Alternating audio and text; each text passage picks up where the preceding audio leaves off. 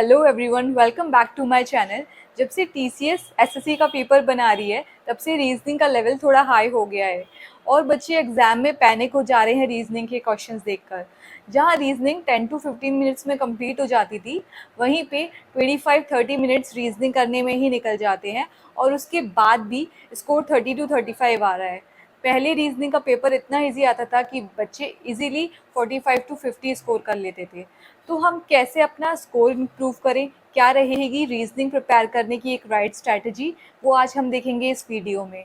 This is Yamini Gupta and I have cleared SSC CGL 2018 in my first attempt. Reasoning जो पहले सिर्फ prelims में आती थी, अब वो मेंस में भी ऐड कर दी गई है।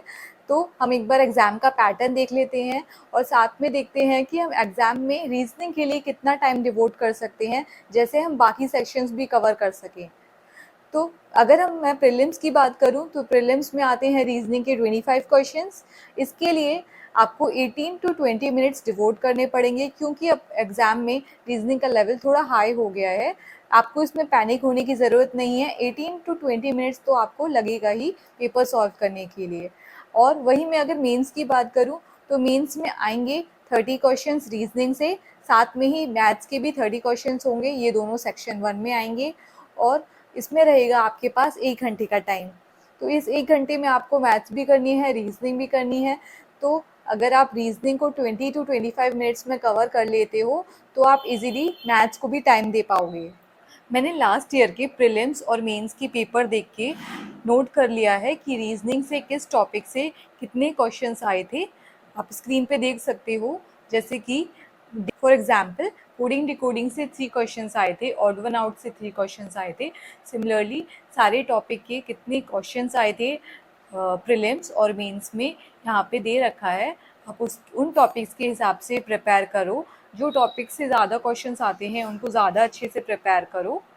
रीजनिंग प्रिपेयर करने के लिए आप एक बुक ले लो पिनेकिल की, उसमें सारे टीसीएस से रिलेटेड और प्रीवियस ईयर के क्वेश्चंस हैं, आपको उनको लगाना है।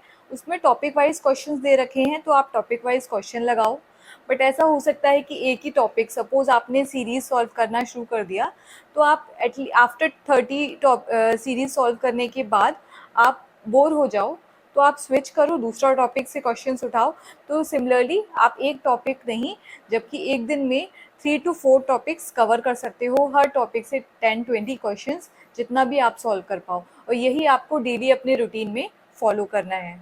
अगर आपकी रीजनिंग ज़्यादा वीक है और आप सॉल्व कर नहीं पा रहे हो, कहीं अटक रहे हो, कोई टॉपिक ऐसा है जो आपका ज़्यादा वीक है, सपोज़ आपको मिरर क्वेश्चन सॉल्व करने में प्रॉब्लम आती है या फिर रिलेशन, ब्लड रिलेशन, तो इन सारे टॉपिक्स पे विक्रमजीत सर की वीडियोस हैं यूट्यूब चैनल पे, आप उन वीडियोस को देख सकते हो। आपको कोई भी कोर्स लेने की ज़रूरत नहीं पड़ेगी। इसके अलावा आप जब रीजनिंग सॉल्व कर रहे हो तो आपको ये ध्यान में रखना है कि आपको एक लिमिटेड टाइम में ही क्वेश्चन सॉल्व करने हैं। अगर मैं कोई रीजनिंग का क्वेश्चन दूं और अगर आप उसको 5 मिनट में सॉल्व कर रहे हो, तो पेपर में तो हमारे पास इतना टाइम है नहीं, हमको एक लिमिटेड टाइम में ही सारे क्वेश्चन सॉल्व करने हैं। तो आपको अपना टाइम भी नोट करना है कि किस टाइप के क्वेश्चंस में आपको ज़्यादा टाइम लग रहा है, उस टाइप के क्वेश्चंस को ज़्यादा प्रैक्टिस करो। और इसके अलावा आपको ध्यान रखना है कि जो क्वेश्चंस टाइम टेकन हो उनको आपको लास्ट के लिए छोड़ना है। जो भी क्वेश्चंस आपसे इजीली पहले हो रहे हैं, आप उनको पहले कंप्लीट करना है। तो ये आर्ट ऑफ स्किपिंग बहुत ज़रूरी है रीजनिंग के पॉइंट ऑफ व्यू से। जो भी आपको लग रहा है सीरीज फॉर्म नहीं हो पा रही है, क्वेश्चन सॉल्व नहीं हो पा रहा है, उसको छोड़ के आगे बढ़ो और जो क्वेश्चन जल्दी सॉल्व हो रहे हैं उनको कंप्लीट करो। इस तरीके से आप 10 टू 15 मिनट्स में ही रीजनिंग के बहुत सारे क्वेश्चन कंप्लीट कर लोगे। फिर आपके पास जब लास्ट में एग्ज़ाम में टाइम बचे, तो जो टफ सीरीज़ हैं जो आप पहले सॉल्व नहीं कर पा रहे थे, उन पर आओ और वापस से उनको सॉल्व करने का ट्राई करो। कोडिंग डिकोडिंग, सीरीज़ कंप्लीशन, ये सारे टॉपिक ऐसे हैं जो अगर एग्ज़ाम में आप तभी सॉल्व कर पाओगे, आपको तभी माइंड में स्ट्राइक करेगा जब आपने ज़्यादा से ज़्यादा प्रैक्टिस कर रखी होगी। आपने अगर 100 तरीके डिफरेंट तरीके की सीरीज़ सॉल्व कर रखी होगी, तभी हो सकता है एग्ज़ाम में जिस तरह की सीरीज़ आए आपको स्ट्राइक कर जाए और आप उसको सॉल्व कर लो। अगर आपने एनफ प्रैक्टिस नहीं की होगी तो वो एक क्वेश्चन आपका बहुत ज़्यादा टाइम कंज्यूम कर लेगा। इसलिए या तो आप उस क्वेश्चंस को स्किप कर देना, या फिर होना चाहिए कि आपको वो तुरंत ही आपके माइंड में वो स्ट्राइक कर जाए कि ये किस तरीके से सीरीज फॉर्म हो रही है। रीजनिंग एक बहुत ही अच्छा स्कोरिंग सब्जेक्ट है, इसमें थोड़ी सी ज़्यादा मेहनत करने से आप अच्छा स्कोर कर सकते हो और ऐसे सीजीएल में अच्छी रैंक ला सकते हो। सो आई होप कि आपको रीजनिंग की स्ट्रैटेजी समझ में आई होगी, आप इसको फॉलो करोगे। अगर आपको सिमिलरली मैथ्स और इंग्लिश की स्ट्रैटेजी देखनी है तो आप मेरे चैनल पे उनको विजिट कर सकते हो।